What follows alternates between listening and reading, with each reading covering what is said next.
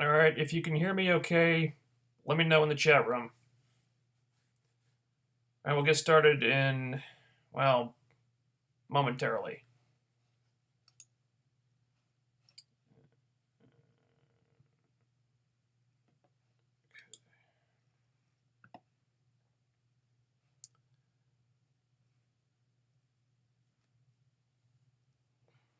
I have 4 people watching. Okay, if you can hear me okay, let me know in the chat room. I always make sure to check that, because there have been problems in the past. So,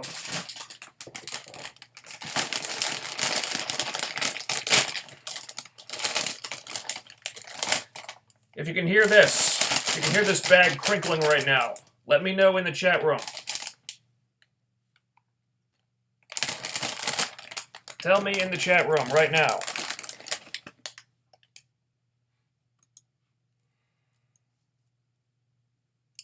And we have audio. Great.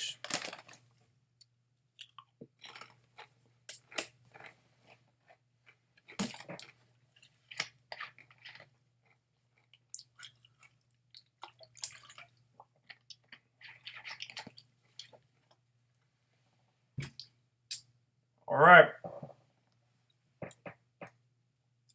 So, Impact. This week, we came to the end of this whole GFW invasion angle. Wow, that came up fast, didn't it? Whole thing seemed pretty rushed. You would think, for all the attention they were putting on this, that they'd want to culminate it at a bigger show, Bound for Glory perhaps. Not so. They wanted to culminate it on an Impact a few weeks prior to Bound for Glory. And I don't know what the hell they're going to do for Bound for Glory now.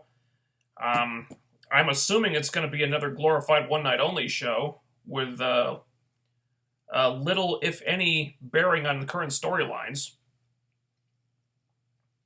I'm assuming this because they really haven't told us anything about Bound for Glory yet.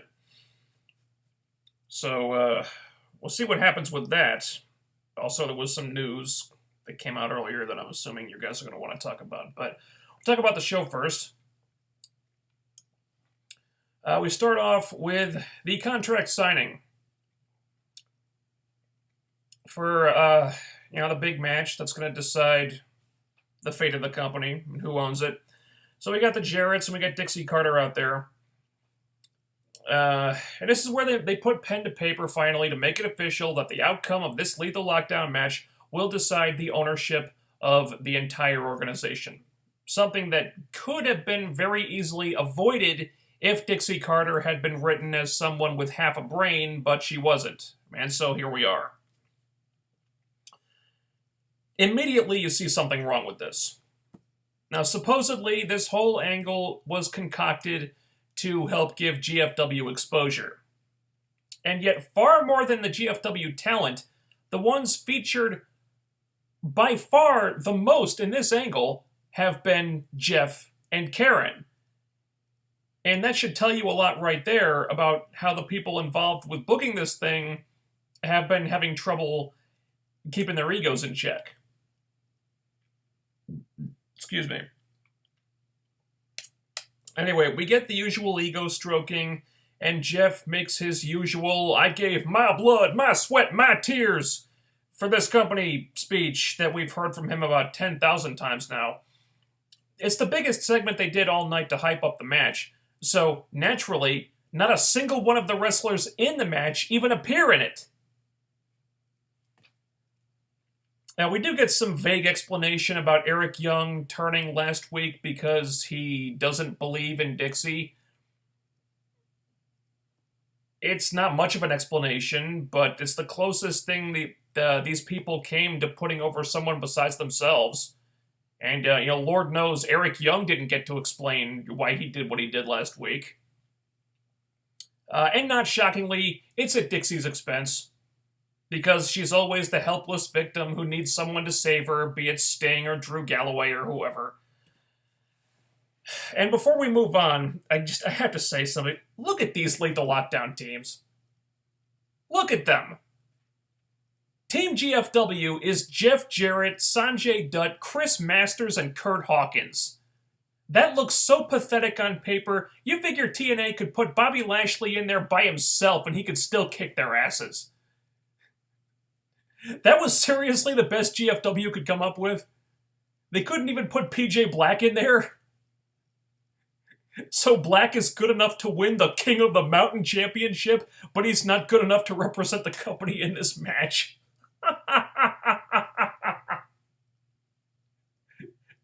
What does that say about the King of the Mountain Championship? I'm sorry, I just find that very funny. So, I mean, even though you know TNA is going to win this in the first place, they give you absolutely no chance to suspend your disbelief whatsoever. Because you think Lashley, the Wolves, and even Drew Galloway too, are just going to walk all over these guys. But that was our opener. So, anyway, from there we move on to Mahabali Shera versus Abyss, with Bigfoot at ringside. Yeah. You know what? Give Shera some credit. That little dance thing that he does may be kind of silly, but the crowd actually seems to be getting into it. And it's pretty damn hard to get a rise out of the Impact Zone crowd these days. And, I mean, the crowd even got behind him a little bit in this match. I mean, not that much, sure, but I mean, it's still impressive considering Abyss is kind of like TNA's answer to Kane and the Big Show at this point. So, while the match wasn't anything remarkable, I was kind of digging it at first. Like I said, Shera, the guy is not untalented. I think he's got something. So I'm done watching it. I'm kind of digging it, but then Abyss brought out Janice, and that's a real quick way to completely kill a match for me. I fucking hate Janice. It's such a stupid weapon. I just want it to go away and never want to see it again. And Shera's not wearing a shirt, so you know he's not getting hit with it. So James Storm interferes, and it backfires, and Shera gets the pin. So at least the right guy went over. And he gets on the turnbuckle, and he does that little dance thing again. And I wouldn't have thought so, but you know what? It's getting over. Pretty quickly, actually. The Impact Zone crowd likes it.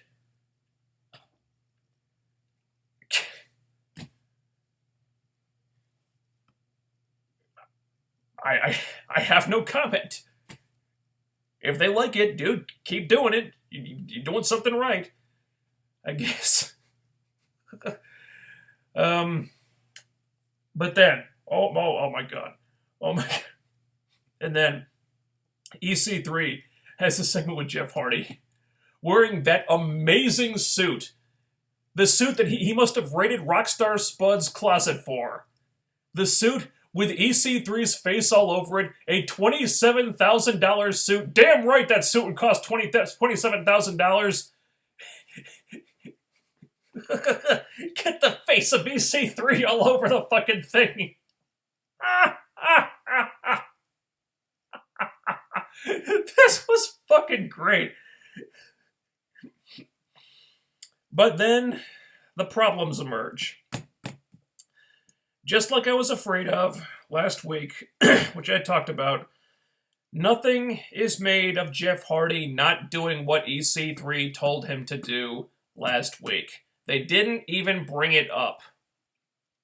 So basically, there's nothing to stop Jeff from telling EC3 to kiss his ass.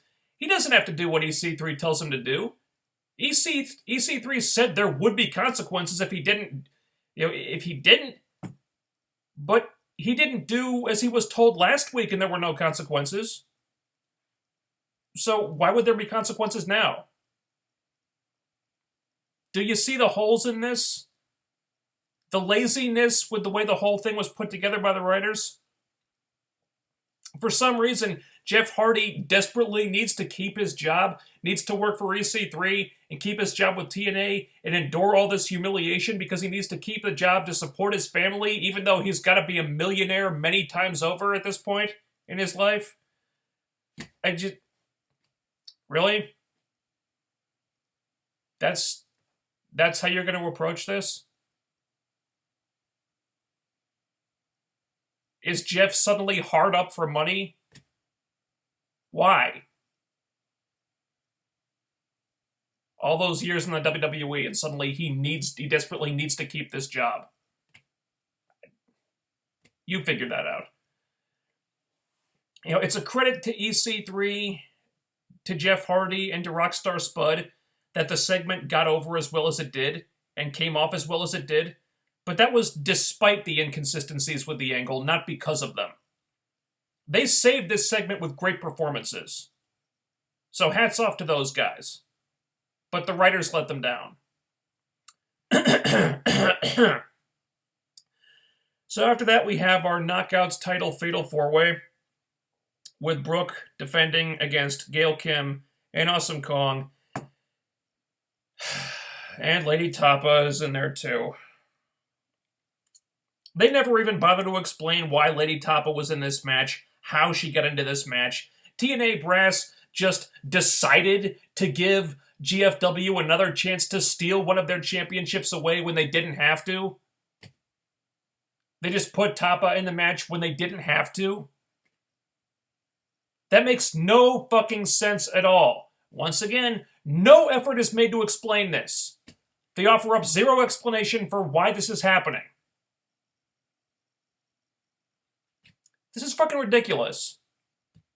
They have all this build-up to Brooke taking the Knockouts title from Taryn Terrell. They have an opportunity here to put Brooke over and legitimize her title reign, something that she needed since she's been shoved into the background ever since she won the damn thing.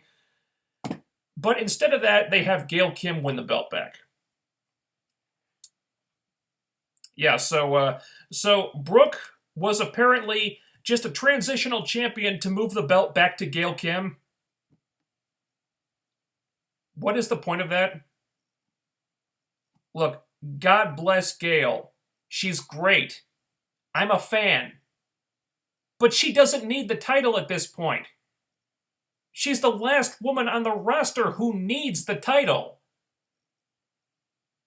Stuff like this is exactly why TNA have had such a poor track record with creating and solidifying new female stars, really since the division started. Because they're so damn paranoid about changing or moving on from the established knockout status quo that breaking through that glass ceiling for the newer girls is damn near impossible. The match is good for the most part. You know, predictably, Tapa... excuse me. Predictably, Tapa is the weak link here, but Gail, Kong, and Brooke were working hard to cover for her, and when they were in control of things, you know, it was generally good stuff. But the finish just frustrated me so much. At some point, Gail being the Knockouts champion, or anyone from the inaugural era of the Knockout division, for that matter, being the Knockouts champion, just becomes a step backward. How much longer are we going to drag this out?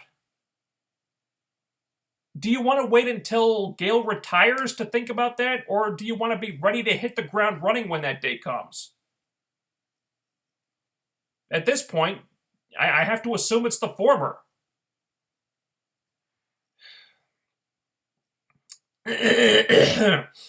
Sorry.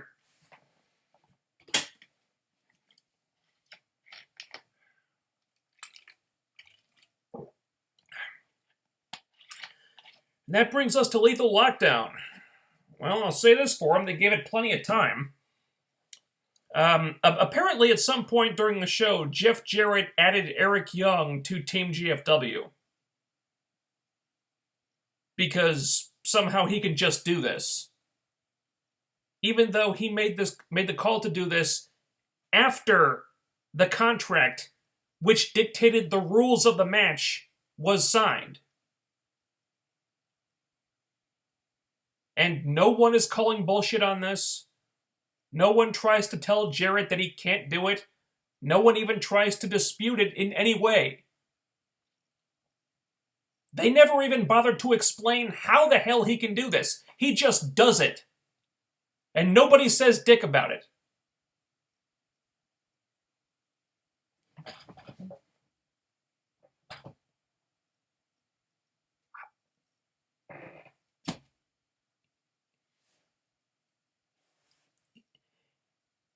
You can't do shit like this. If you want to do it, fine, but you have to explain it. There has to be a reason why he can do this. You can't just do it and not explain it.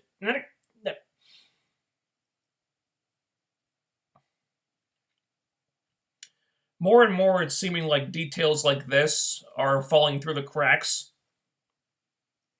due to them having to tape so much TV in such a short time. A lot of the finer details, a lot of the nuances of storytelling, details like this, they just get ignored. It's really irritating for me. Really irritating. So yeah, he adds Eric Young to his team, and suddenly it's like, oh my god, what's TNA gonna do? Oh, I don't know.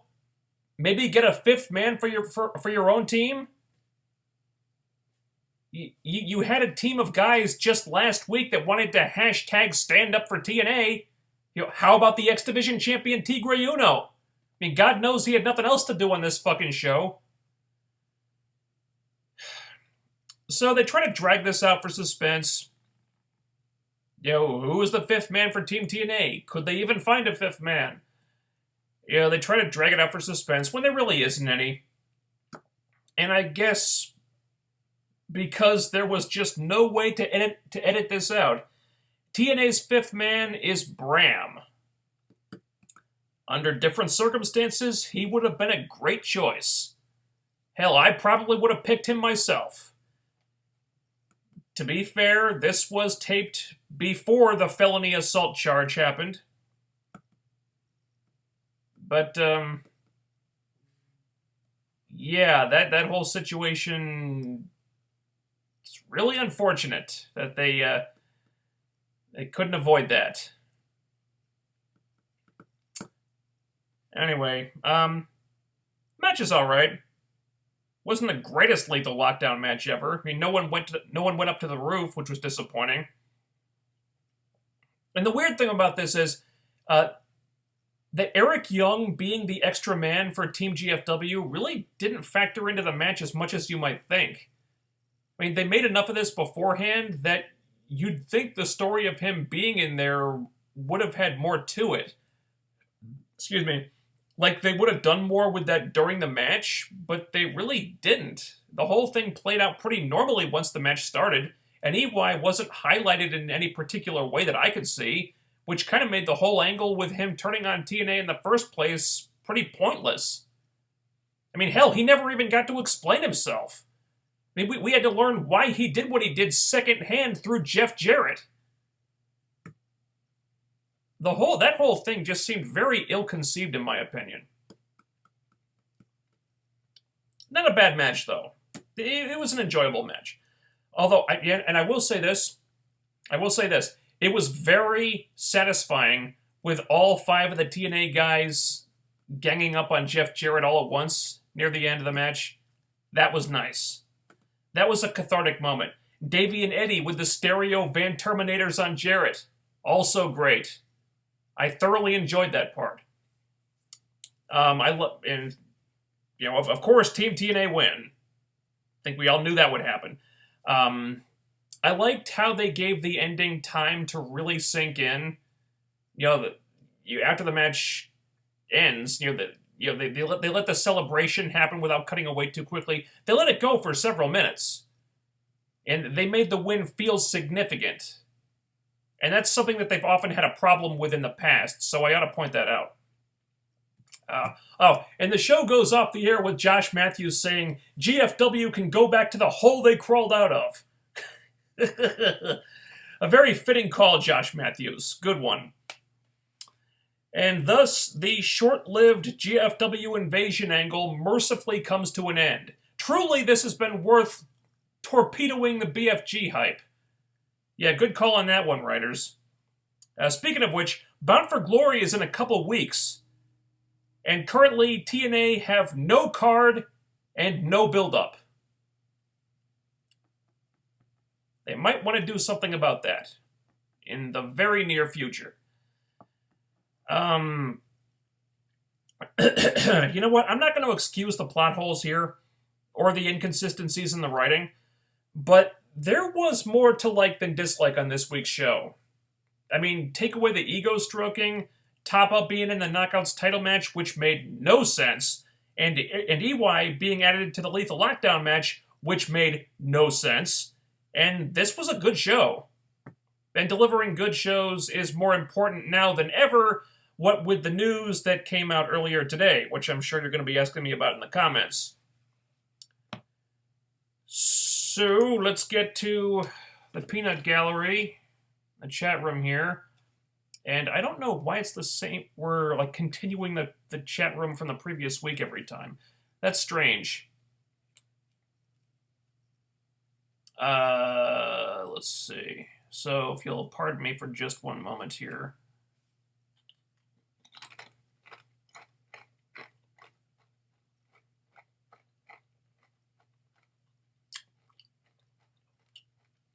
All right, here we go.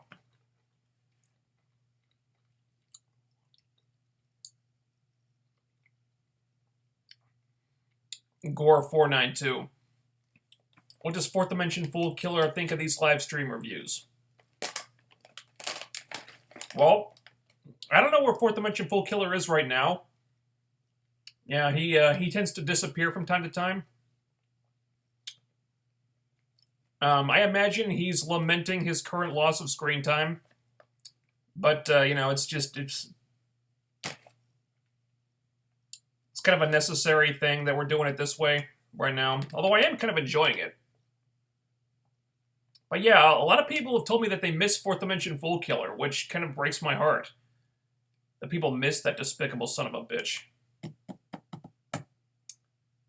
Why do you guys love to see me miserable? I don't know.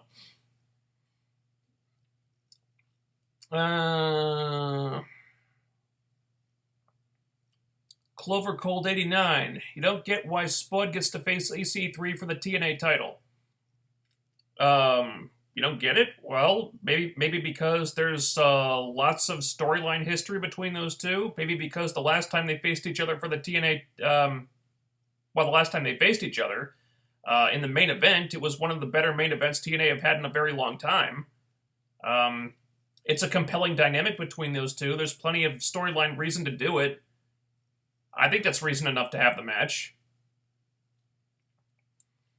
The Save Me One. Dixie should do what Vince McMahon did with WWE and completely buy 100% of TNA from her old man and see what happens.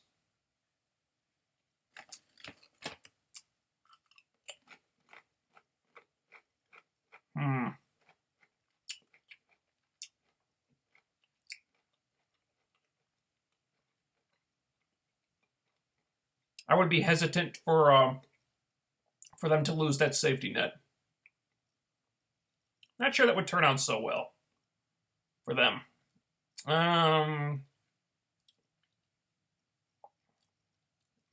Clover Cold 89. GFW wrestlers can't talk on the mic at all. That's kind of the problem. Yeah.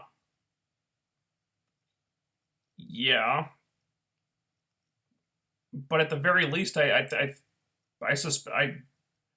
wouldn't you want them to at least be more visible, even if they need somebody to talk for them? I mean, you bring them in there to try to get them over on a national stage, get them exposure on a national stage, and then then it turns into the Jeff and Karen show. Well, we all know who they are. They're not the ones who need to get over. They're not the ones who need the exposure, but they're the only ones really getting it. There's something ass backwards about that. LB Clash of Kings. We did it. Team TNA wins, and that was damn good. Lead the lockdown match, and the knockouts match was very good. Even Tapa stepped up her game. Well, it was the other girls doing all the impressive stuff. You know, even Kong did like a dive to the outside. I think off the the ring apron. So the other girls were working hard.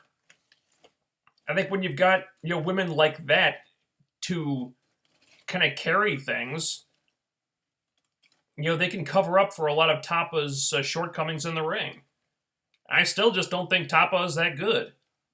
I'm sorry, she still looks kind of uncoordinated in there and kind of clumsy to me, and I just don't think much of her right now. JGH Zilla, Jeff is still pissed at Black for losing the belt. Oh yeah, for losing the King of the Mountain Championship, the one that he willingly vacated off screen, and then wanted back for no reason. Yeah, he's pissed about losing the King of the Mountain Championship because that belt is so important, isn't it? Yeah. I'm sorry, nothing involving that title has any credibility with me whatsoever. Steve Trowbridge, do you think TNA is building up to Drew Galloway defeating EC3 for the title? He would probably be the top contender at this point.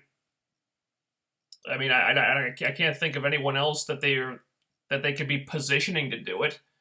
I don't think it's. I think taking the title off of EC3 in the near future or anytime soon would be stupid, because his title reign has been really entertaining, even if it's taken a backseat to all this GFW nonsense. But yeah, if they're not building up Drew Galloway to do it, then I don't know who else would do it. Possibly Jeff Hardy, although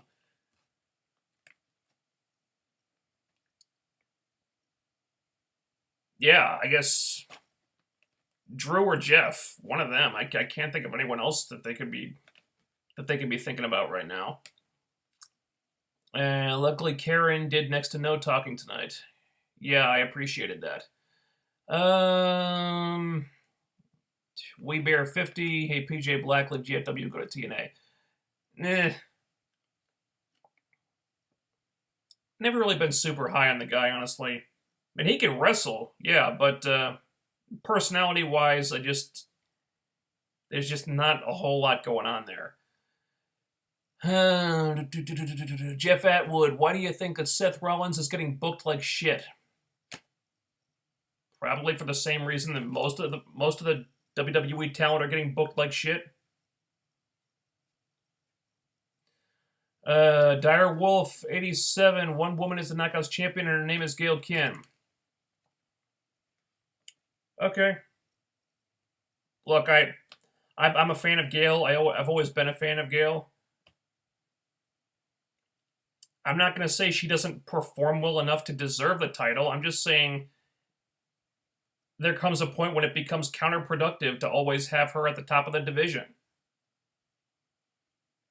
You have to create newer, younger stars, and you have to solidify them in their spot. And it's really hard to do that when Gail is always there at the top of the heap. You have to prepare for the future at some point, and you can't do that if she's always there. I mean, I don't know how much longer they can drag this out. Clash of Kings, I think Spud would make a great world champion. He could be TNA's underdog champion, because every other company has had an underdog champion. I've been pushing for EC3 versus Spud for the world title.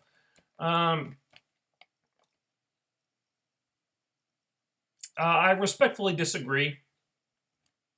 I'm a big fan of Rockstar Spud.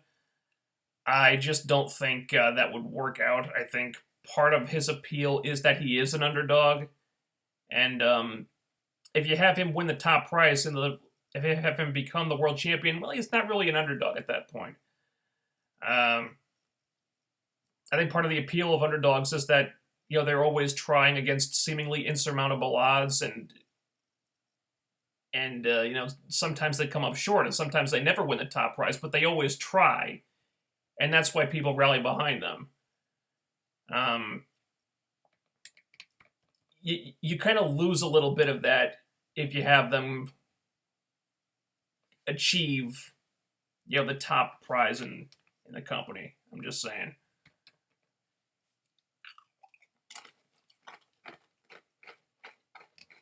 Clash of Kings. Mahabali Shera. I see potential in him becoming TNA's first Indian world champion. And TNA is very big in both the UK and India. Yeah, you know, I wouldn't rule that out. Wouldn't put the belt on him anytime soon. You know, the guy's still really green, but the guy does have potential. And he's starting to show that he can get people behind him. You get like a live audience behind him and stuff, and like I said, you know, the dance thing is getting over. So I think he's a good project. I think there could be some money in him as kind of like being their gateway star into the Indian audience. He's a good investment, I think. Steve Trowbridge, can't believe TNA couldn't have at least protected Brooke by having Kim pin Tapa or Kong. I feel sorry for Brooke. The title reign was pretty insignificant, unfortunately. Yeah, what the hell was with that? They couldn't even have Gail pin Lady Tapa. They couldn't protect Brooke somewhat. For God's sake, why did they even give her the title at all? What was the point? You build up to her winning the title, putting her over in a really cool way, but having her be the first one to really get over on the dollhouse, and then she has like a nothing title reign. She has like 2 title defenses that both end in DQ, I believe. And then you just move the belt back to Gail. Her title reign amounted to nothing. It's like, well, I was like, wow, that was a lot of build up for Jack All. It's like,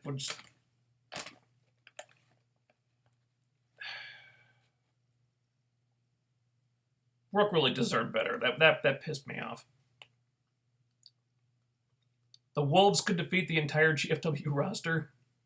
Not going to dispute that. Dire Wolf, do you feel like Nikki Bella and Gail Kim are being booked the same way of their respective divisions? They are both the status quos of the status quo. In the sense that they both represent the established status quo that really needs to be knocked down, then yes. Are they being booked the same way? No. Gail is booked like she matters as a wrestler. Whereas Nikki is being booked like someone who was in the right place at the right time when WWE really wanted to erase AJ Lee's record, longest Divas title reign from the record books. That's all it is. They just want to. They just want to be able to white out over AJ Lee's name and put someone else's name in there. Doesn't matter who it is. If it wasn't Nikki, it would have been someone else. Nikki was just right place, right time. That's all it was.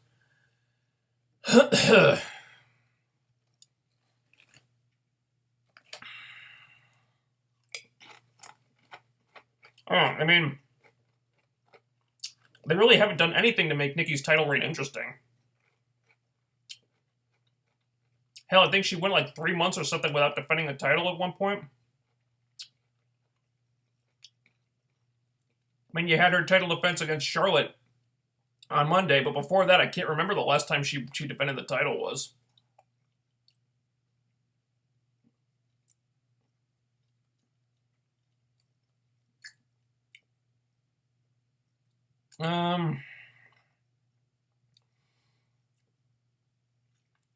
Clash of Kings, Gail Kim can actually wrestle, not sleep her way to the top. She actually cares about pro wrestling, which Nikki says sadly only there for the fame and writing. Something that I'm not going to repeat. Stay classy, Clash of Kings. You know, again, I won't dispute that, you know. I'm not going to say Nikki Bella hasn't improved somewhat, because she has, but she's still nothing amazing. I think both of the Bellas are serviceable. That's about it. And, you know, they've gotten to where they are largely for other reasons. You know, Total Divas, for one. who they're in relationships with probably hasn't. I'm sure that hasn't hurt their standing in any way. So there's that. At least Gail Kim is a strong performer. It's one thing you've never really been able to rely on the Bellas for that much. Brooke's title reign has been insignificant. Yeah, went over that.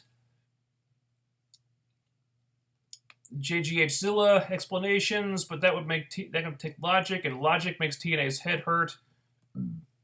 Sadly, yes. Duke Nukem 3DO. Gail Cena wins. It'll be Clash of Kings. I got a feeling they're setting up Kong beating Gail at Bound for Glory. Yeah, possibly.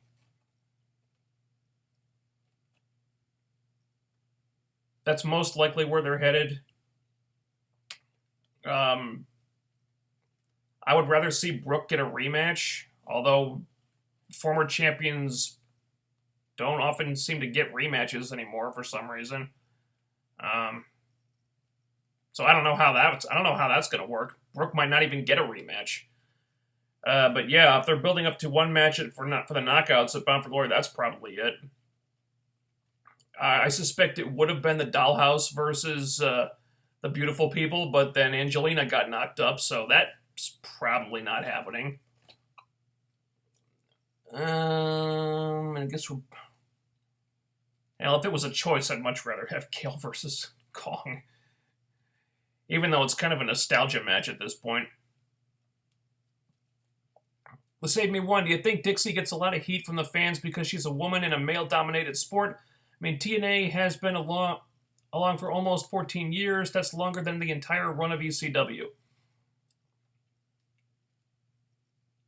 I don't think it's so much because she's a woman. I think it's more to do with the fact that a lot of people just don't think she knows what she's doing. And it's kind of hard to argue that at times, admittedly, because, let's be honest, she's made some blunders over the years.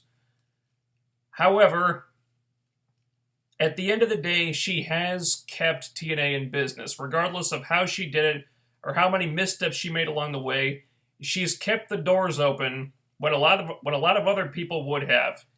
And wouldn't have, and that's something. So at the very least, you have to respect her for that. Now, we can talk about all the mistakes she's made until we're blue in the face, and a lot of us do. But she is the reason the company is still around. That's as much as I'll say about that. HBE Hain 4441. What do you think GFWC and Lady Tapa for this invasion angle when GFW is crowning its first women's champion involving Christina Von Eerie versus Amber O'Neal? I have no idea. What does anyone see in her? She's big and strong. That's about it. Her promos are not good. That's why they got her working with a manager who talks for her. Her wrestling is not good. Does she have a look? She has a look. I don't know if it's a good look. I mean, she doesn't look very... I mean, I guess she does her best to look threatening, but she's not very threatening when she's flailing around all over the place. You know, being so clumsy in the ring like she is. I don't get it. It must be because she's big. Because I can't think of any other explanation for it. And yeah, if your women's champion is going to come down to Christina Von Eerie versus Amber O'Neal, wouldn't you want one of them to be in this spot instead? Wouldn't that kind of make sense, at least? You figure it out. Steve Trowbridge, I know this isn't related to tonight's show, but what are your opinions on all these Paige haters? They constantly complain about everything she does and say she's a terrible wrestler. if there's anything wrong with the way Paige is performing in the ring, and I'm not saying there is right now, if there's anything wrong with it, it's more to do with the booking and not her.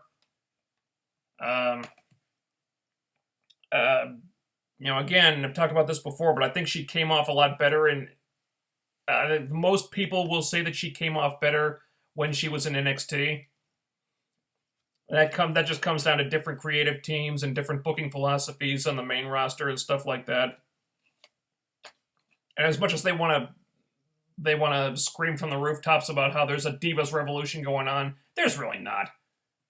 They don't know what they're doing with the women. They really don't. They're not really devoting the time and attention to the Divas to really get them over and get over their different personalities and stuff. And the treatment of Paige is just as half-assed as the treatment of everyone else is in that division. Like with a lot of them, I think she has the potential to be better than she is. I just don't think you're going to see it. Because that would require the WWE to kind of change their philosophy when it comes to the Divas, and they just don't want to do that. Despite what they would have us believe.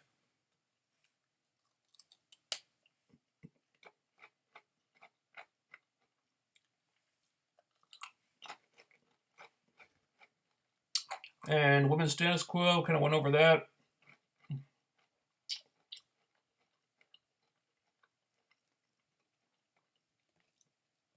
Steve Drawbridge. Thoughts on Eva Marie botching a kick out on NXT against Billie Kay? I know you don't watch NXT much, but still. Oh, Eva Marie botched something? I can't imagine. I mean, that's never happened before.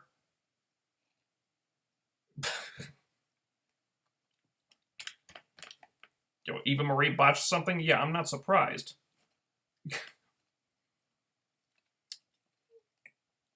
Reigning lame 20. Every knockout has been champion except Marty and Jade. Yeah. And that's a problem. Not quite as big a problem as when every single knockout on the roster had been champion multiple times. At least now they've got a few girls. They got like 2 girls who haven't held the title yet. Oh, actually Rebel also. But yeah, you wouldn't really want her as a champion. But yeah, that's why they need to make changes to the knockout roster. One of the reasons.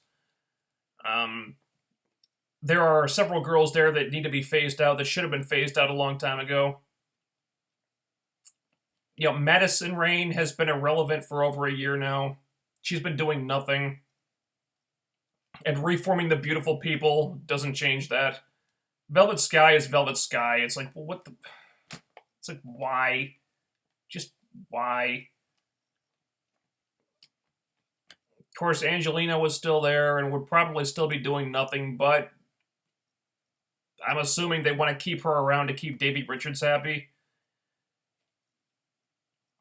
So, we're probably not getting rid of her. So I would suspect she'll be back once she gives birth, if she wants to come back. But yeah.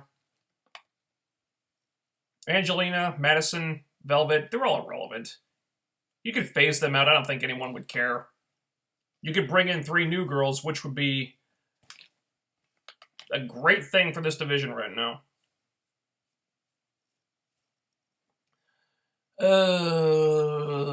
Stop making a big deal out of nothing? I think I make a big deal out of stuff that deserves to have a big deal made out of it. This doesn't even make any fucking sense. I'm not sure what you're talking about. Please explain. LB Clash of Kings. Ted Turner, when he ran WCW, he was like Dixie, where he didn't know nothing about wrestling, yet people praise him for the same thing they hate on Dixie for. Okay. Alright, I have no response to that. So some people hate on Dixie because she's a woman? Okay, well, I think that's pretty unfair. If you hate her for reasons that matter. Hate her because you think she doesn't know what she's doing, because you think she's not fit to lead the company. Those are good reasons. Just don't hate on her because of her sex. That's kind of ignorant and sexist. The only way they praised Ted Turner was because he loved WCW. Yeah, well, okay, well, Turner had no idea how to fucking run a wrestling company either. His philosophy was just throw money at it and expect the problems to take care of themselves. Of course, that was Bischoff's philosophy too. We all saw the results. Steve Trowbridge, have you read Feast for Crows and A Dance with Dragons yet? Unfortunately, no. I keep meaning to read Feast for Crows. I have the book. It's back there. I just haven't gotten around to it. I've been kind of procrastinating on that one, just because those books, each of those books, are like running a marathon, and it's just really hard to get through them for me because again, I'm a little dyslexic and I read kind of slowly.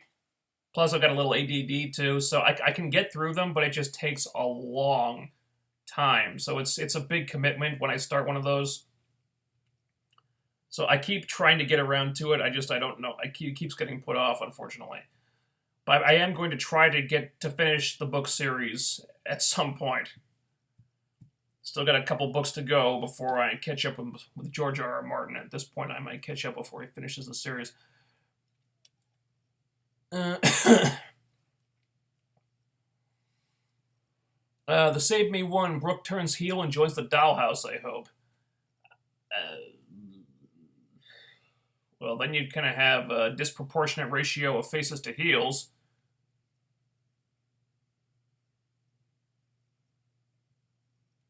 Oh, Kong, Gale.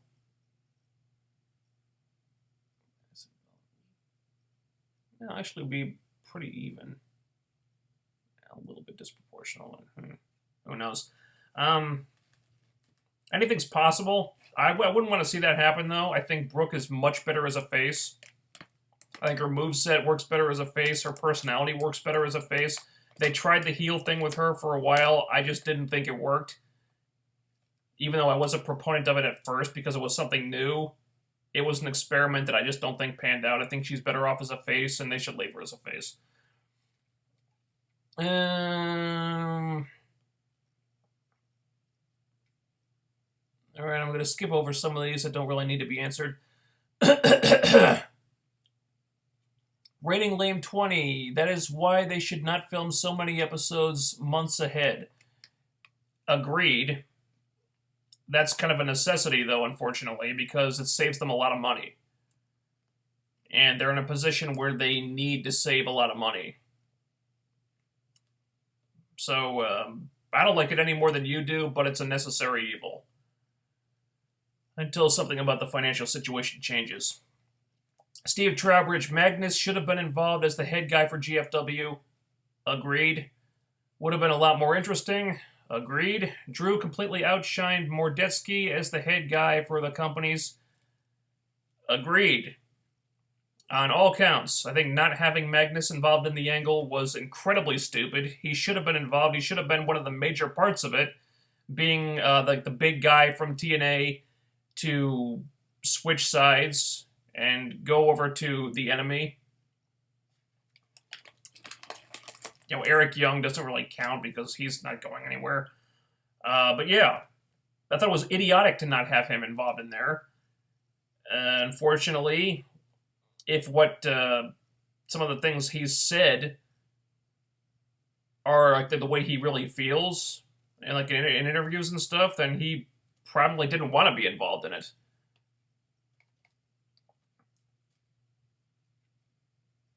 EY pulled a Kurt Angle invasion angle on GFW.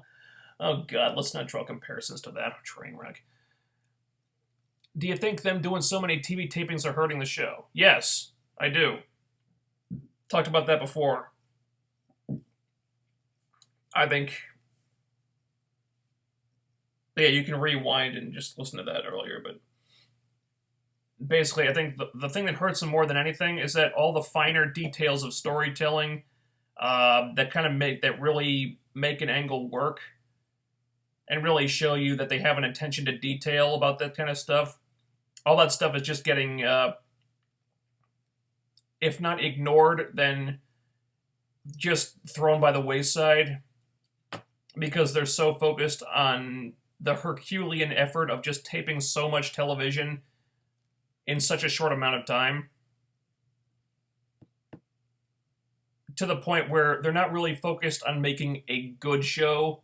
They're just trying to make a show. And if they can make a show, it feels like they've accomplished this huge, amazing thing. Because, oh my god, we taped months of television in a week. Yeah, we're awesome. Go team. Yeah, but alright. You produced enough content to fill 2 hours over a period of several months. But problem is that content, more often than not, is not that good. And this is the issue we have with this now. You know, the taping schedule might keep them in business financially, but it's also hurting the product a lot.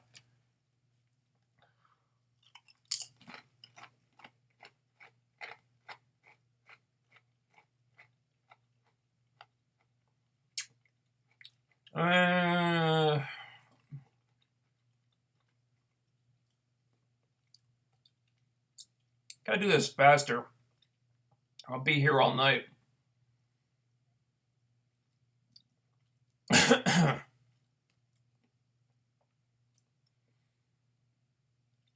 Let's see. We Bear 50, the angle was a waste of time. Yeah. That's pretty much my reaction. Save me one. Oh, wait. Buddy Kelty iffy. Was me, did Josh Matthews accidentally spoil the Knockouts match? I don't know. I didn't notice anything. The point was, if TNA gave GFW TV time, Jarrett would in real life sell his minority shares back to Dixie. Yeah, I heard that too.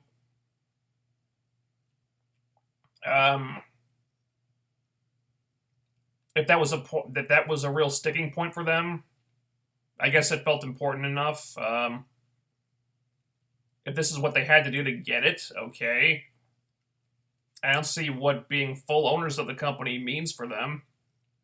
They were already majority owners of it, so does this really change anything? I mean, did Jarrett have a seat at the table before? I don't think he really did. At least not at this point.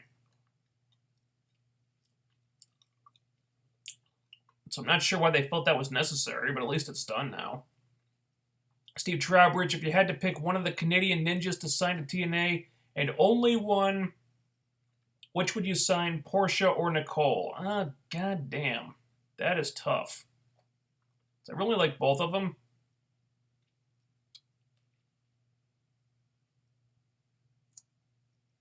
Well, I think Nicole Matthews probably has more of a look for television. I'm going to go with Portia because she's a little bit more unique on the personality side. And I always really liked her character of like pretending to be like so much younger than she is and kind of playing with that and playing it up. I always found that really entertaining. I think Portia's really entertaining too. Not that Nicole isn't, because I think they're both really good. If I had to pick one, I think I'd go with Portia just because she's a little bit more unique, I think.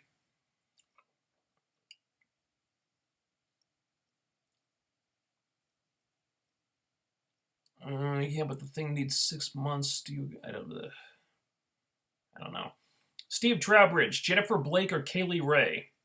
Oh God.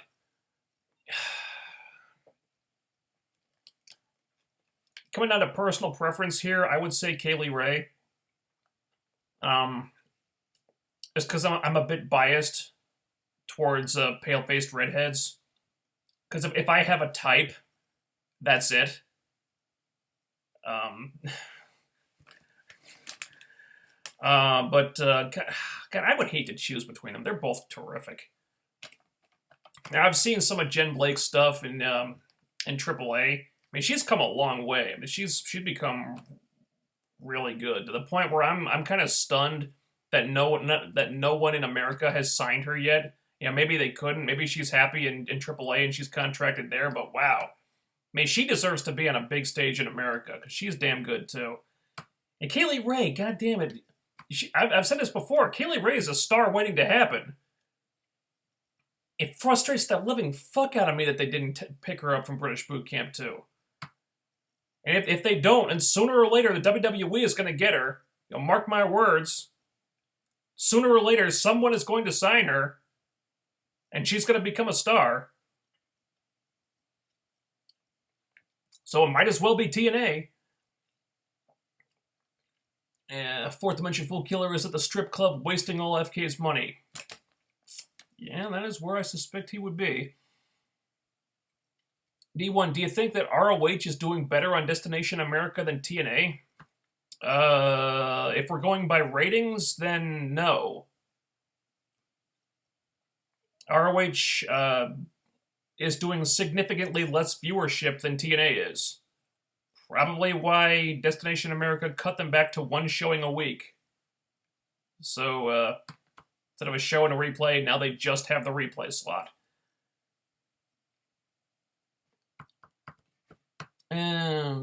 I think 4DFK secretly joined the TNA head creative writers and is trying to piss you off with the recent terrible writing.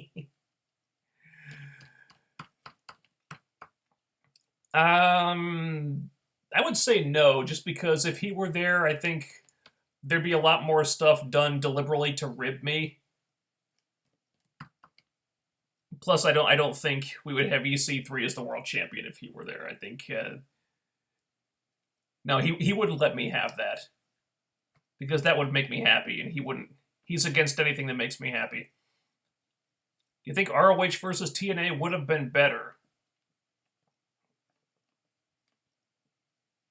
I think storyline-wise it would have been...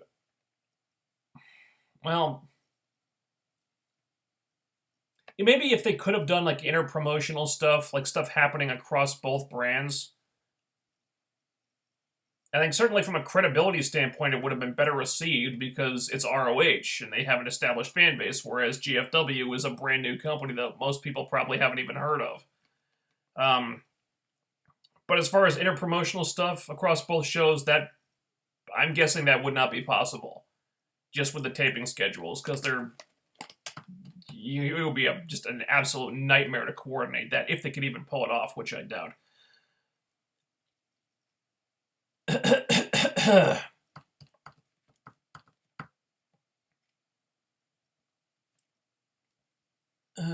Why isn't 4DFK made fun of you for being an EC3 fan like he did to you with Chris Sabin? Why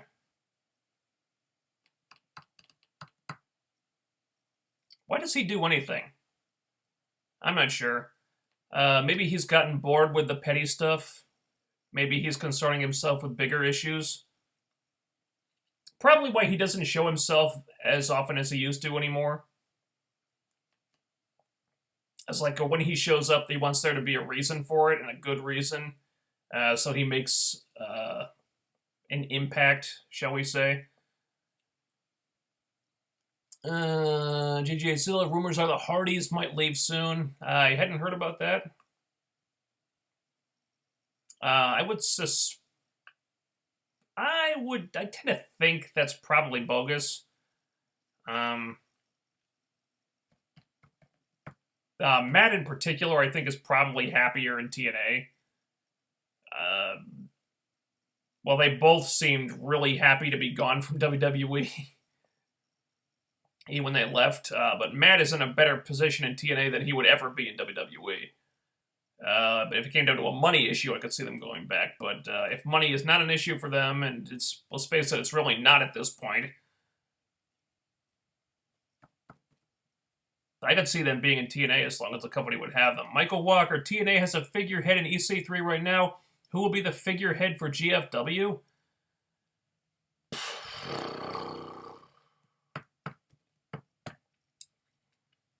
Well, if they're smart enough to pick someone who's not Chris Masters,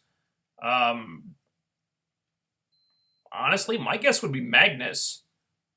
If it's true that they've scored some kind of TV distribution deal in the UK, I mean, they've got the first ever British world champion on their roster now. Frankly, it just makes sense for Magnus to be that guy. If they're trying to get over their brand in the UK, then Magnus is the ideal person to put in that spot. And I wouldn't want EC3's title reign to end anytime soon either. EC3 is a genius, damn it. Fucking A.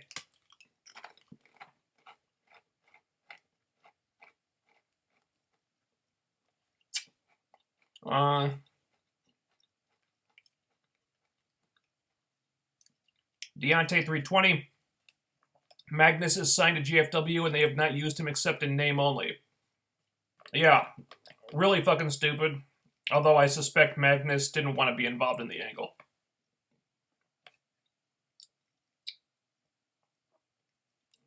Yeah, so it seemed like he was happy to have TNA in his rear view. Apparently, he was not happy toward the end of his run. I guess he wanted to. Yes, he's gone, and he wanted to stay gone at least for the time being. JGH Zilla. Funny thing about underdog characters is there eventually has to be an evolution of the character where they succeed. Yeah, sometimes. And I think you got that with Spud winning the X Division title. And him actually getting a shot at the World Championship. I think part of his charm is that he is an underdog and he doesn't always succeed. He doesn't always win the big match, but he always tries. And so that's the reason why you root for him. I think, but if you have him win the big one and win the World Championship, then you can't really suspend your disbelief anymore. I think a part of Rey Mysterio's mystique in WWE was lost when he won the world title.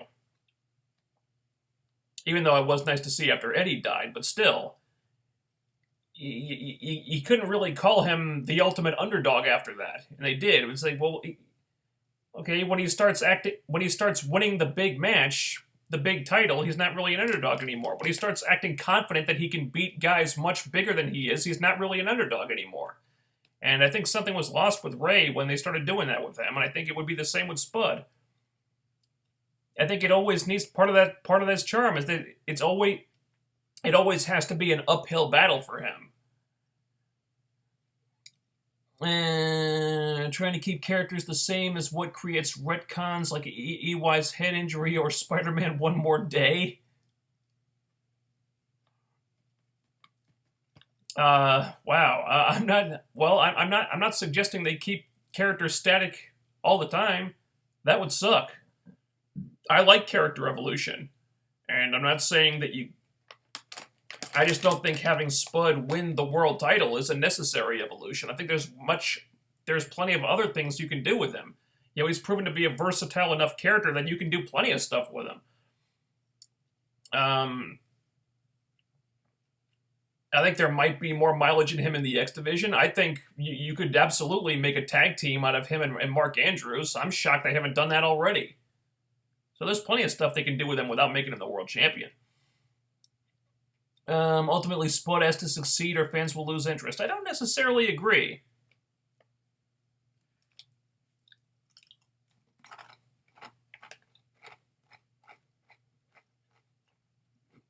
Team GFW equals Team Future Endeavor featuring Eric Young. Meh. Yep.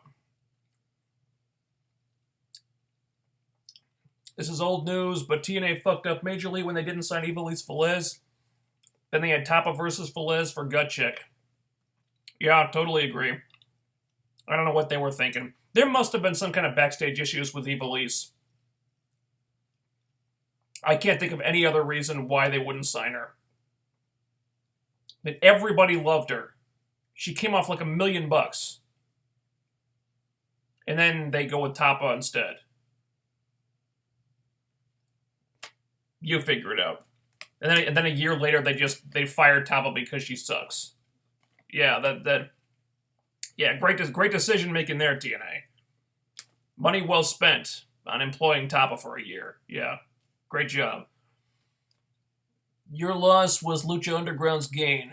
Did they ever find the ninjas that kidnapped Samoa Joe? Not to my knowledge.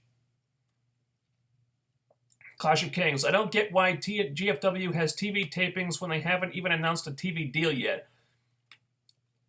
So these tapings of them crowning new champions, when GFW has a TV deal, it'll TV tape like 5 months in advance. I suspect it's to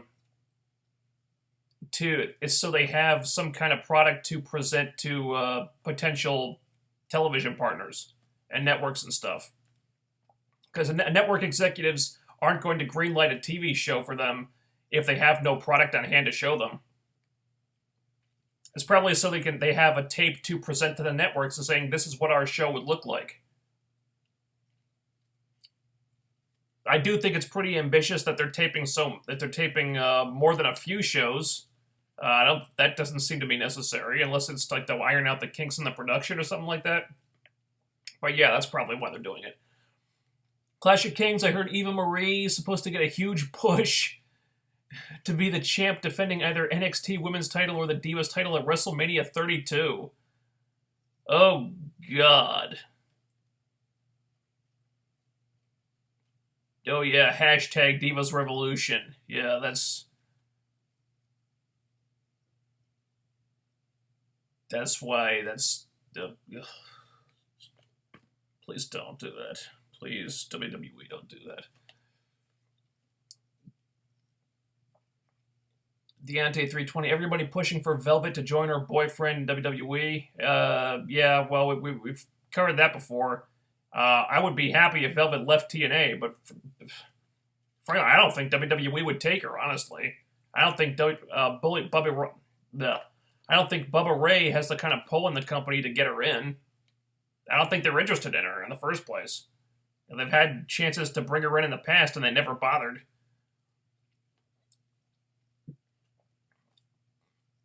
HBE Hain, 4441, do you think they need wrestlers who know how to book wrestling and creative to balance the creative who only know how to write TV?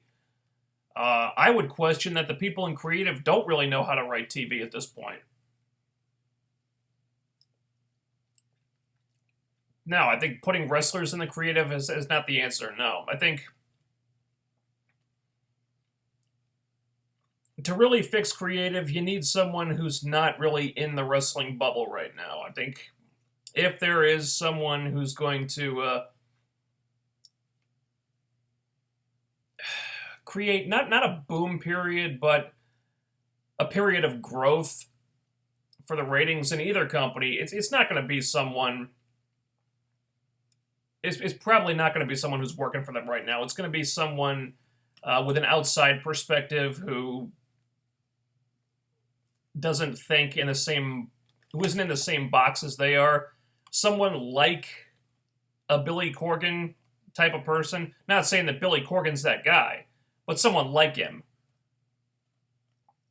Someone that they would have to go like outside of their comfort zone to bring in. Someone like that.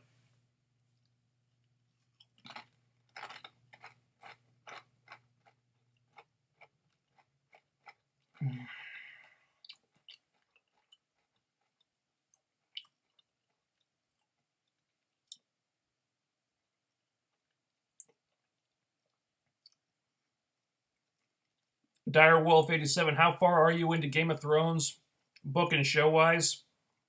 I've watched every season. You know, it's one of the few shows that I watch when it airs. So I'm all caught up on the show, and I've read the first 3 books. And thanks to sites like Wikipedia, I have kind of a general picture of what happens up to Dance with Dragons, so I kind of know where it's headed. I don't know everything, but I've got a general idea. Clash of Kings, we need Rebby Sky and Lacey to return. Oh, God. Oh, yeah, because that's what the Beautiful People versus Dollhouse feud was missing, right? Lacey Von Erich. Because Lacey is the one that's going to rescue this feud, huh? Yeah.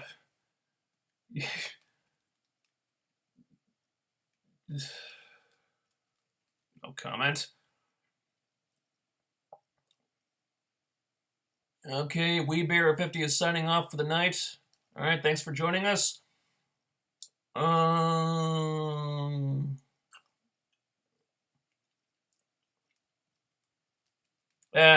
Clash of Kings, yeah, just joking with you, yeah, okay.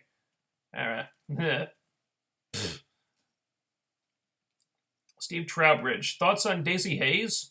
Didn't she retire? I don't know. I liked her when she was around. She was never one of my favorites, but I appreciated her work ethic, and I liked it. There were matches that she had that I liked. I thought she was talented. Um, yeah, she was a good heel. She had some. I watched some of her heel promos on YouTube back when she was still wrestling. I thought she had a good heel presence.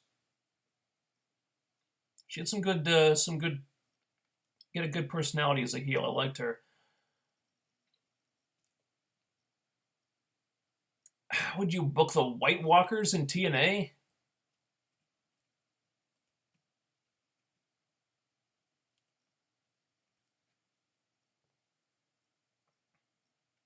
I don't know.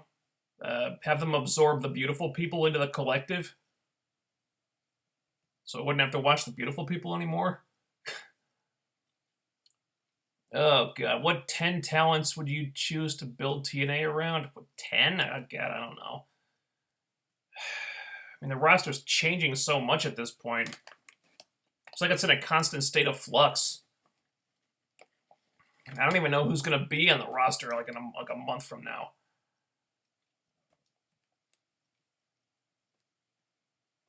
Probably take most of the people at the top now and build around them. But you got EC3, you got Drew Galloway, you got the Wolves, you got Bobby Lashley. I think you put Brooke in there, but Taryn Terrell, Jade. When I had that many women, say Bram if he hadn't done what he did, but it looks like he did do it, so he probably won't be around anymore. I don't know. That's a bunch of people. What do you think Bobby Lashley's purpose should be going forward? His purpose? I don't know. Same thing he's doing right now. He's probably one of the biggest, probably the star they have with the biggest mainstream appeal in terms of like crossover stuff.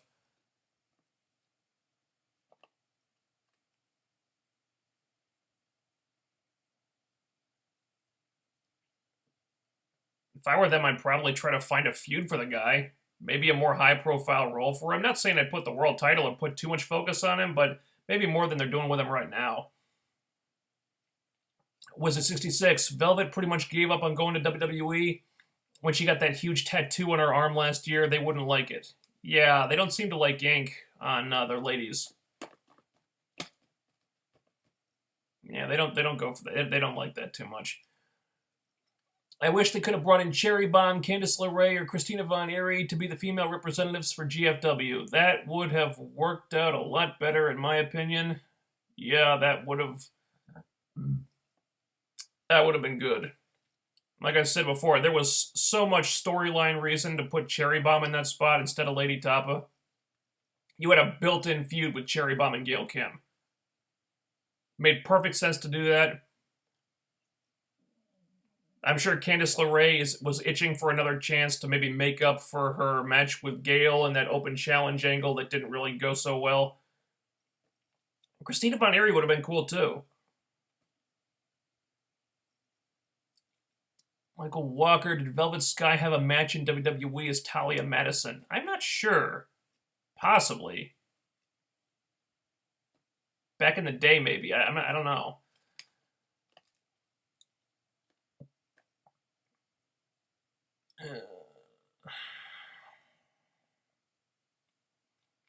Oh, damn. Steve Trowbridge. Sophie Turner, who plays Sansa Stark in Game of Thrones, will be playing Jean Grey in X-Men Apocalypse. Thoughts? I like that idea. Seems like good casting to me. She looks like I imagine Jean Grey would look as a teenager. So yeah, I see more of Jean Grey in her than I did with Famke Janssen, and I like Famke Janssen. You know, I buy her. I buy Sophie Turner as Jean Grey. I like that casting. So I'm on board with that.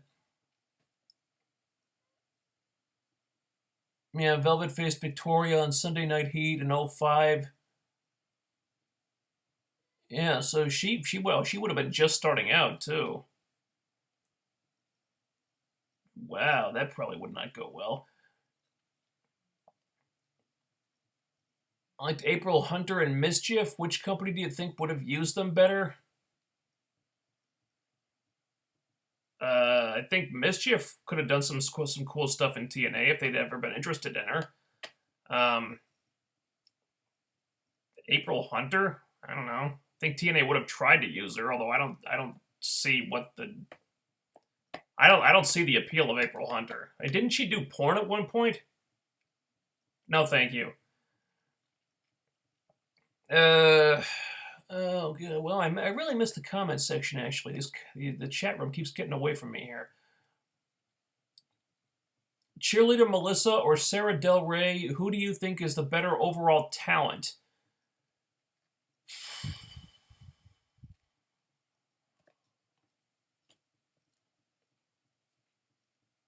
In terms of pure wrestling, probably Del Rey.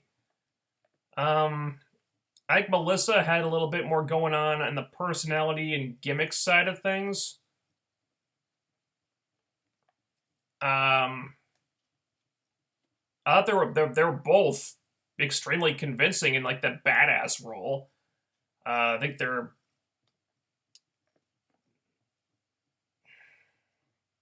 better overall talent. That's tricky. I think they'd be pretty equal, honestly. If you put a gun in my head and made me choose, I think I'd probably go more towards Melissa, but that'd be a toss-up. Do you think it's long overdue for a new TNA video game on consoles? I think they've got more immediate concerns. I don't think a video game is pretty high on their list of priorities at the moment. Oh, boy.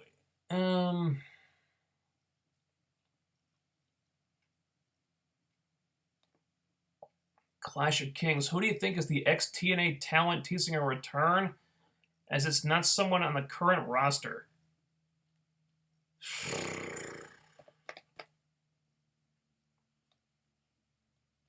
Someone from the not on the current roster. I heard about this. It's supposed to be like a big former star. I really don't know. Well,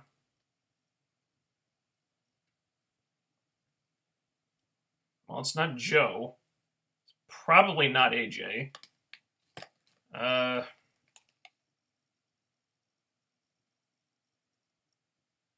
Yeah, knowing TNA, they would hype it up as something like really some kind of really big former star returning, and then it would turn out to just be Kurt Angle coming back from the injury. I don't really know. I'm choosing not to speculate on that too much because we're probably going to imagine someone much cooler than it'll turn out to be.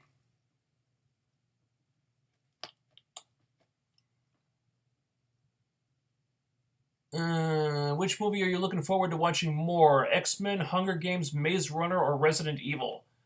Well, I stopped watching the Resident Evil movies after, I think, the third one. And I'm kind of kicking myself for even watching that many. I watched the first one just out of curiosity. Wasn't good. And I watched the second one just because I was kind of bored that day. Wasn't good.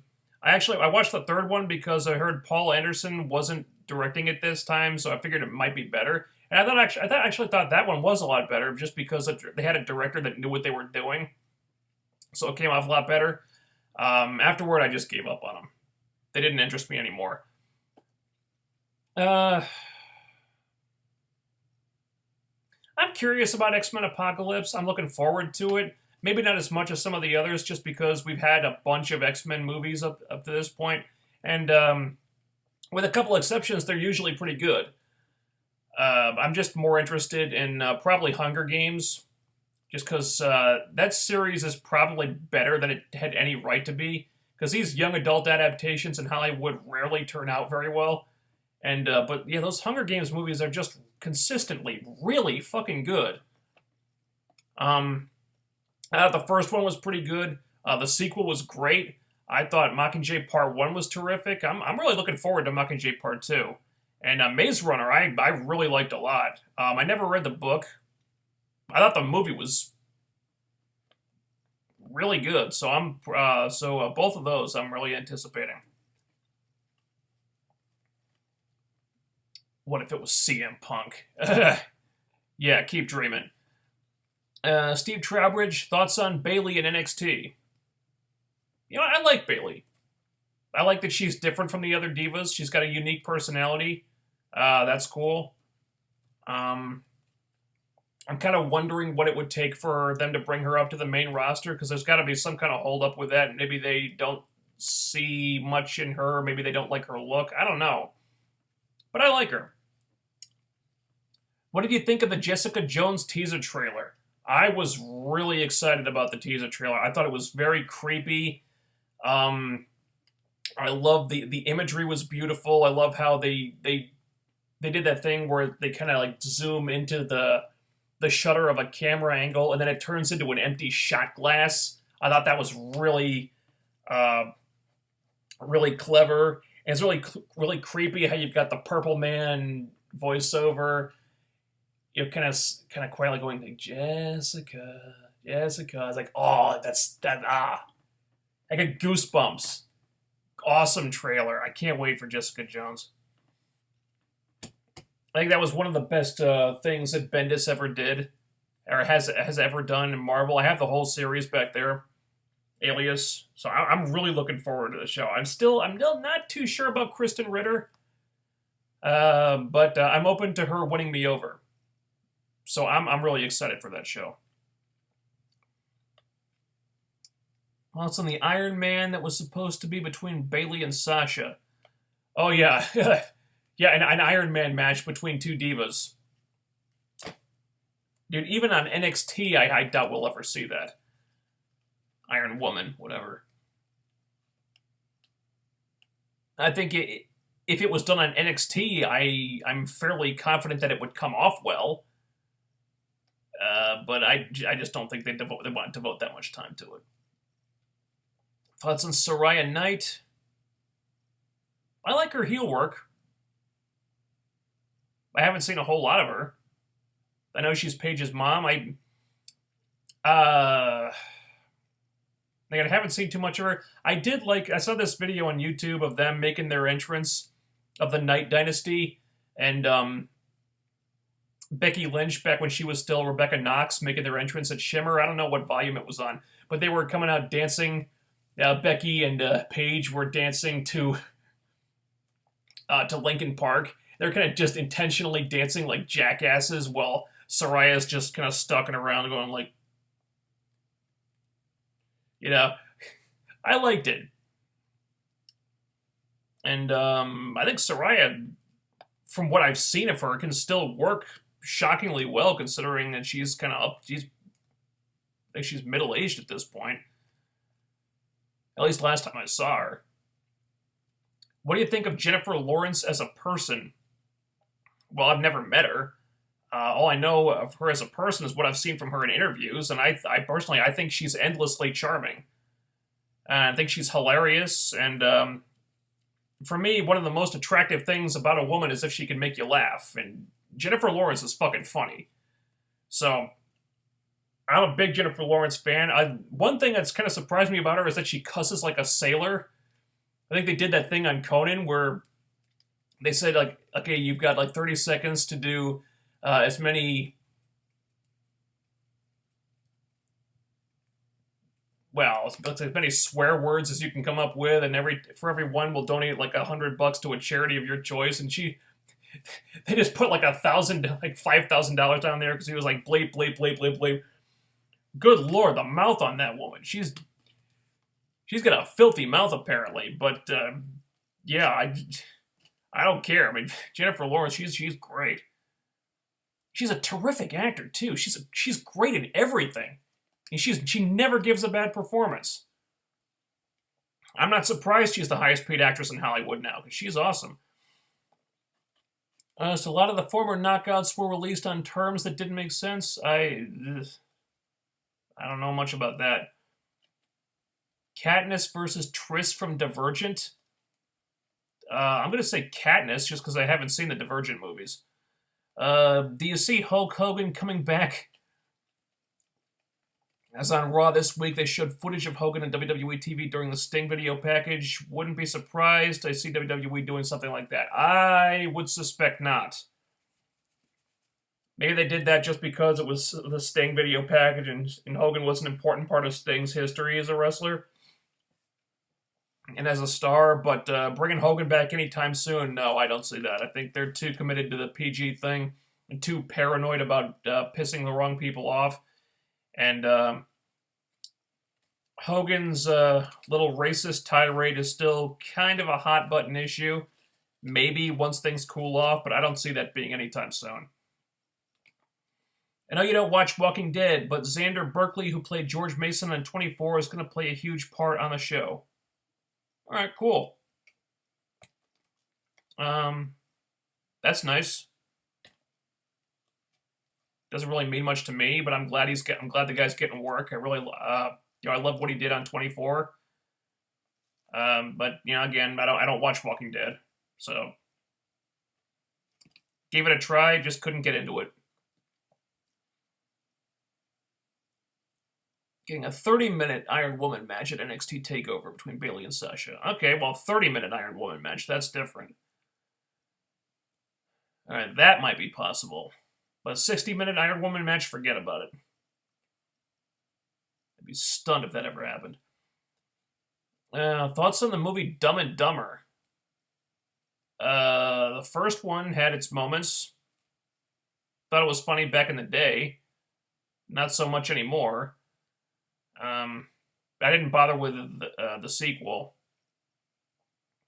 Kind of just seemed like it was the first movie all over again. It's the same type of humor, except now it was a lot less funny. What do you think about Fear the Walking Dead breaking the TV record of 10.1 ratings while WWE struggles to get past a 2.4? I'm not surprised. Walking Dead is pretty much the biggest thing on TV right now. So, the spin-off breaking TV records, well, that makes sense. Because the zombie craze is a big thing right now. It's the hottest show on TV. Of course it would get big ratings. WWE is not the hottest thing on TV. It hasn't been hot for a long time now. It's kind of struggling. Excuse me. Would you book Eva to fight the White Walkers? I would book Eva to job to the White Walkers. How about that? Have you ever watched Bruce Blitzed on YouTube? No, I have not. And with SmackDown getting lower than 2.0s, as I heard this past week, getting a 1.8 or a 1.9 rating, SmackDown close to being booted to the WWE Network. Then next comes Raw and WWE officially an indie company. I could see them possibly losing SmackDown. I don't think so, because I think Sci-Fi and USA are both owned by under the same umbrella. Plus, Raw still gets good cable ratings. So there's no reason why I don't see any reason why USA would get rid of it. And I highly doubt that'll happen. Maybe if they have further ratings erosion, then maybe someday, but not now. Steve Trowbridge, I really wish they could have done Lady Stoneheart on Game of Thrones. Yeah, that's unfortunate. Apparently that whole subplot is getting excised. Which means they're going to have to really start deviating from the books now. Not that they weren't already. But yeah, that sucks. That's too bad. I was looking forward to seeing the Brotherhood without banners again. Maybe they can fit them in somehow. But that's going to be trickier. So, yeah.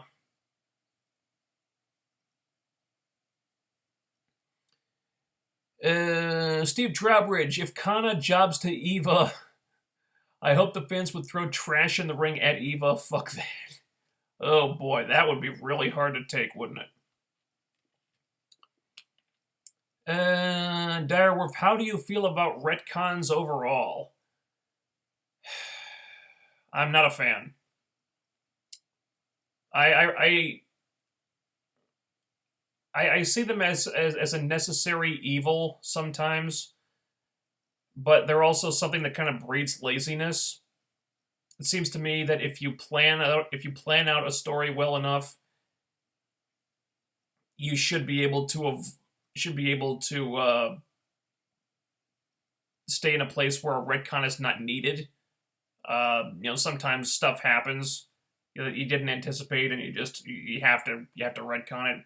I guess this goes for wrestling and comics and TV and movies and whatever.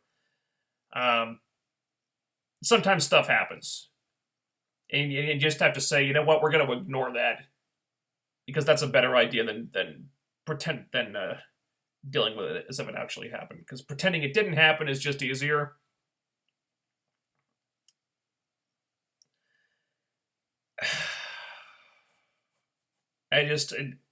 Retcons bother me. I think they're used way too much.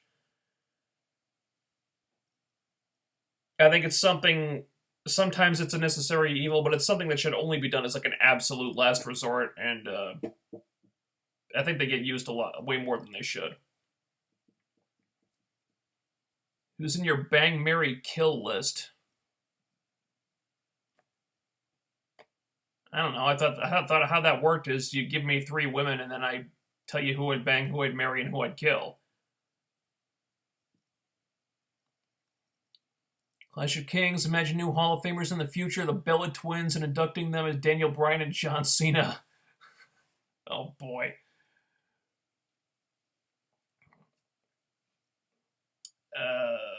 Boy, that could actually happen someday. Oh, lordy. I honestly don't care about the romance between Daenerys' main lady servant and the one eunuch person in her army. I can't remember either of their names. Sorry about that. That would be Missandei and Grey Worm.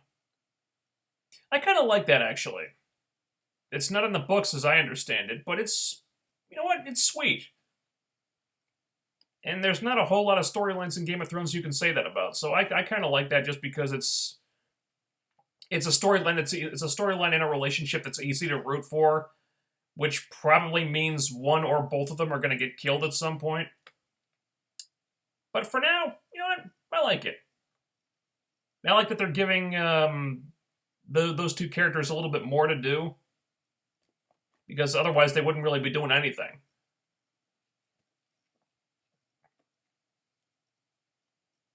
Will be the last resort? I don't know. In what context? In wrestling, comics, movies? What would be the situation? I need more information. Bang, marry, kill Kana, Sarah Del Rey, and Paige? Well, I don't want to kill any of them. I don't know. I guess I'd bang Kana because Asian women are very attractive to me. Marry Paige and kill Sarah Del Rey, but I don't want to kill Sarah Del Rey. I like her. I think it's about time we think about wrapping this up.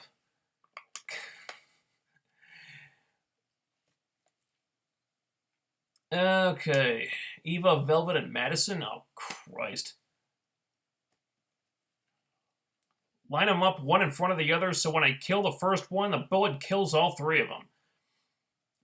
Eva is more interesting than Lana at this point? I wouldn't go that far. I know Lana's kind of lost something since they made her Dolph Ziggler's arm candy, but I'd still take her over Eva, for fuck's sake. Eva, Cena, Hogan? What? But now it's just getting weird, guys.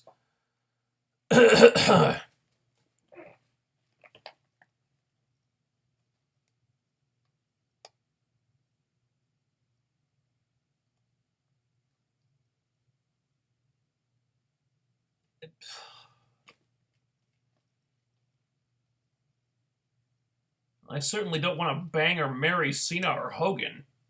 Ugh. My retcon question is what I was referring to.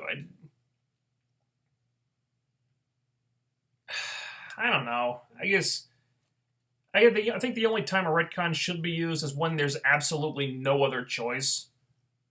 It's like when your back's against the wall, it's like, well, if we don't retcon it, then we're going to have a big fucking problem on our hands, and this was absolutely unavoidable. If there's just no other way around it, then you retcon something. Otherwise, I think you can avoid situations like that just by planning things out. Or at least that's the way it should be. You put Joffrey in a WWE ring and he'd get more cheers than Cena. How long will Nikki hang on to the Divas title? She needs to drop the belt to Becky, Charlotte, or Sasha ASAP. Well, she passed AJ's record, so I think she'll probably lose it this Sunday, or whenever the pay-per-view is. The one thing I'm worried about is they might have Paige turn heel on Sasha, like have Sasha about to win the title and have Paige turn heel on her, because I think a Paige heel turn is coming up pretty soon. God, Christ, I hope that won't happen.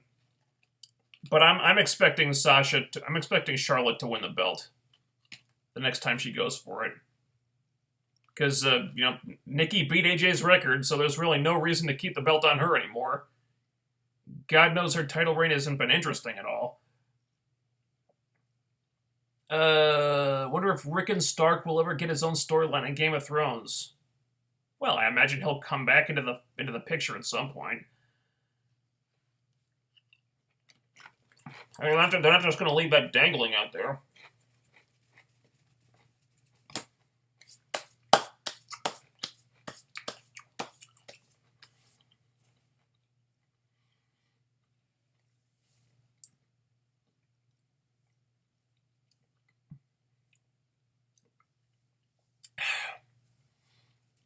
All right.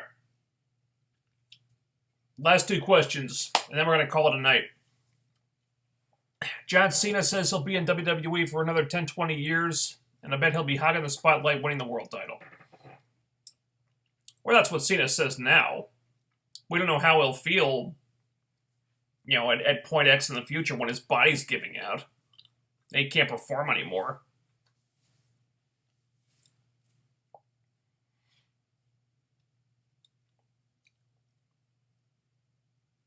And, to their credit, WWE does seem to be trying to establish new stars because they know that Cena's not really a spring chicken, and by pro athlete standards anymore.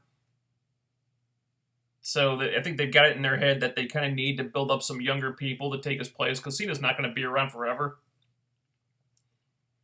Hence you got Seth Rollins being shoved down our faces, being shoved down our throats and up our asses, and other people like that. Of course, Cena's still playing a huge role, but it's not. At least you get the sense that they know he doesn't have an unlimited shelf life.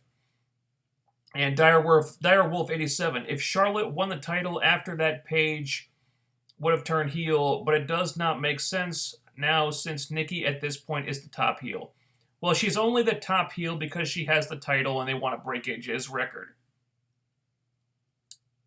I think now that she's broken the record, I think she's going to lose the title and that's going to go away.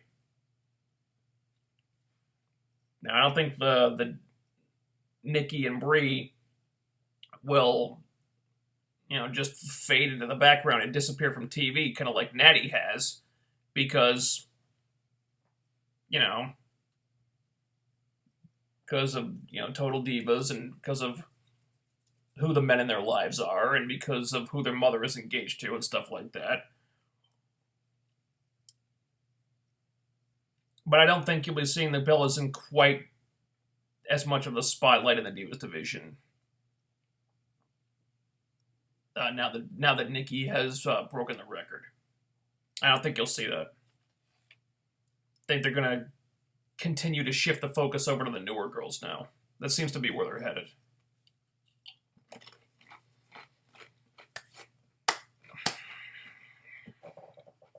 That's going to be it. So, thanks for tuning in. Good stream tonight. Also, Comic Show Post Show is coming back pretty soon. The new TV season is almost upon us. So another couple of weeks, and so that'll be it. We'll be doing that again. I don't know if we're going to be doing it on Thursday. And we'll see how that shakes out. Because Impact moving to Wednesday kind of screwed up a bunch of things, timing-wise. So we'll see. I suspect we'll still be doing it on Thursdays at 10. I don't know yet. If you don't see some kind of notice from me, assume that's the case. So I got the Impact. I think we're gonna be keeping Impact as a live stream review for the at least the near future, and then we'll have the Comic Show Post Show also, presumably on Thursday nights at 10. So we got that coming up, and possibly some other streams, some other videos. I'm not sure about that. I've been kind of tossing around the idea of doing like an SF Debris type of thing that I've wanted to try for a while. And, I've learned how to, I've kind of learned how to edit on Adobe Audition, which was, I needed to kind of upgrade my editing skills. So I've done that. And, a couple things that need to fall into place still for that, but, that's something I want to try at some point. So that may happen, hopefully, in the not-too-distant future. So look out for that. And does Johnny Ace still work for the company? I don't know, actually. Haven't heard one way or the other. Not sure. Ask next week. Maybe we'll know then. Thanks for answering all the questions. Thank you for asking the questions. I appreciate everybody who shows up. Really like doing this. Really like communicating with my followers like this. It's a lot of fun for me. But that's all I can do tonight. I got stuff to do, and I gotta eat dinner because I actually haven't eaten all day except for these. So that'll be it. Thanks for tuning in, you guys. Same time next week. Over. Out. Later.